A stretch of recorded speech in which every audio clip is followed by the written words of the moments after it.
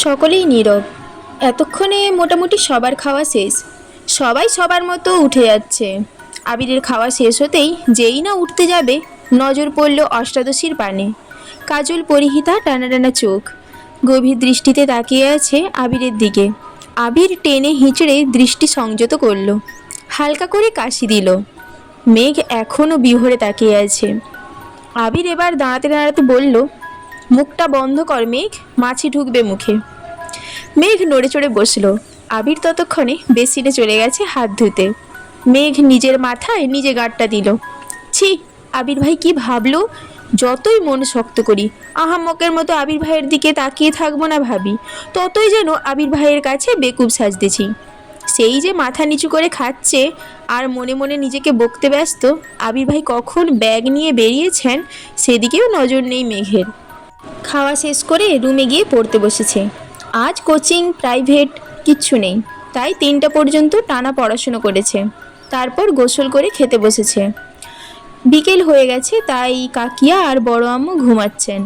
হালিমা খানও শুয়েছিলেন। মেঘের সিঁড়িতে নামার সময় নুপুরের শব্দে বেরিয়ে এসে খাবার দিলেন মেঘকে। মেঘ চুপচাপ খাবার খাচ্ছে।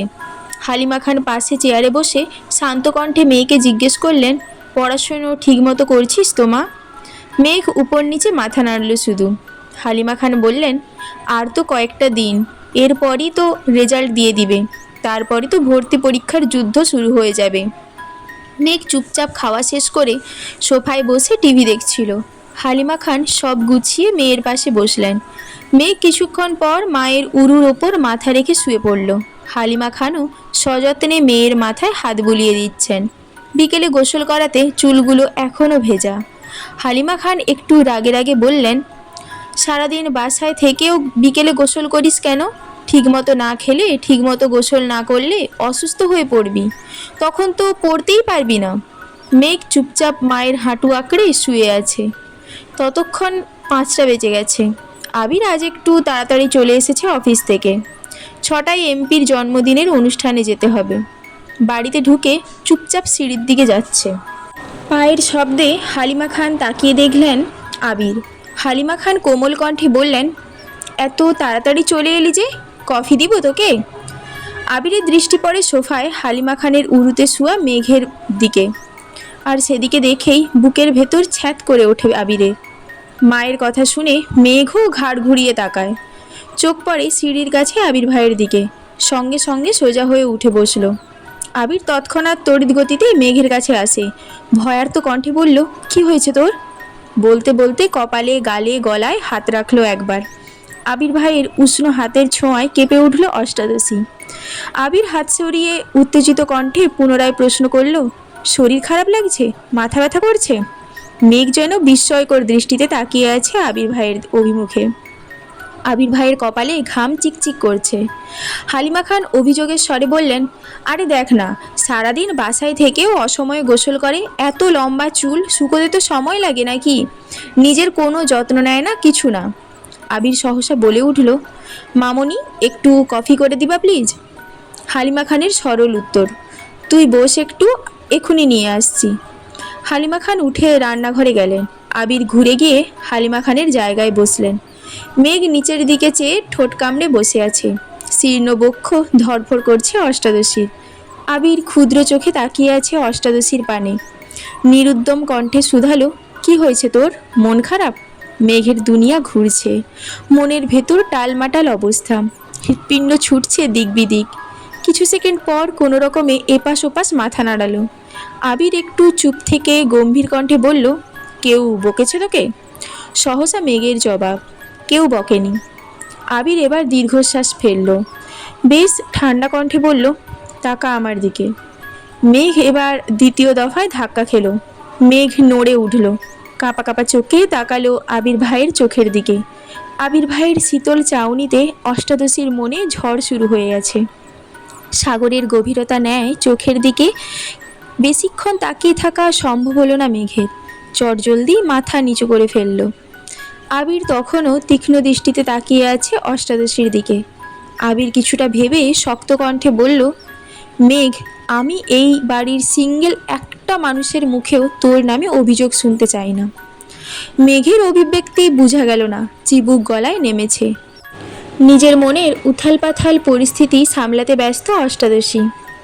আবির কপাল গোটায়। হঠাৎই পল্লব ফেলে দীর্ঘশ্বাস ছেড়ে শক্ত চাউনিতে মেঘের দিকে তাকায়। কাল থেকে বিকালে কোচিংয়ে যাবি। ওনাদের 3টায় ব্যাচ আছে।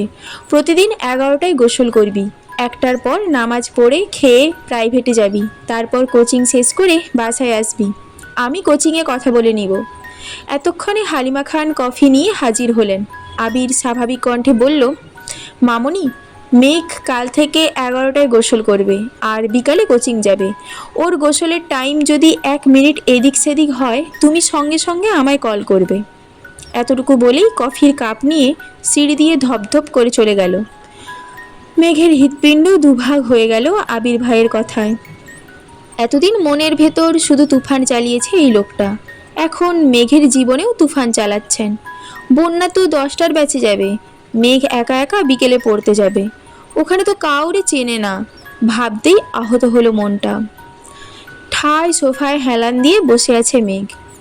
হালিমা খান মেঘকে 1 কাপ কফি এনে দিলেন। মেঘ কিছুটা স্বাভাবিক হয়ে কফি খাওয়ায় মনোযোগ দিল। কিছুক্ষণ পর মেঘ সিঁড়ি দিয়ে উঠছে রুমে যাওয়ার উদ্দেশ্যে। তখনই সিঁড়ি দিয়ে ব্যস্ত পায়ে নামছে আবির ভাই। এমপির জন্মদিনের অনুষ্ঠানে যাওয়ার জন্য রেডি হয়েছেন। খয়েরি রঙের শার্ট কনুই পর্যন্ত হাতা ভাঁজ করা, কালো প্যান্ট দিয়ে ইন করা, নতুন শো জুতো, চোখে নতুন একটা সানগ্লাস, চুলগুলো খুব সুন্দর করে স্টাইল করা। এক পলক তাকাতেই মেঘ থমকে দাঁড়ালো সিঁড়িতে। আবির ভাইয়ের এক হাত পকেটে, অন্য হাতের আঙুলে বাইকের চাবি ঘোরাতে ঘোরাতে মেঘের পাশ কেটে নেমে গেলেন। মেঘ ওখানেই দাঁড়িয়ে পড়েছে। বডি স্প্রের তীব্র গন্ধে ঘাড় ঘুরিয়ে তাকালো আবির ভাইয়ের দিকে। যতক্ষণ দেখা গেল ততক্ষণ স্থির দৃষ্টিতে তাকিয়ে রইল। বিড়বিড় করে বলল, ওনার যন্ত্রণায় আমাকে পাবনা যেতে হবে মনে হচ্ছে। কিছুক্ষণ পর মেঘ রুমে চলে গেল।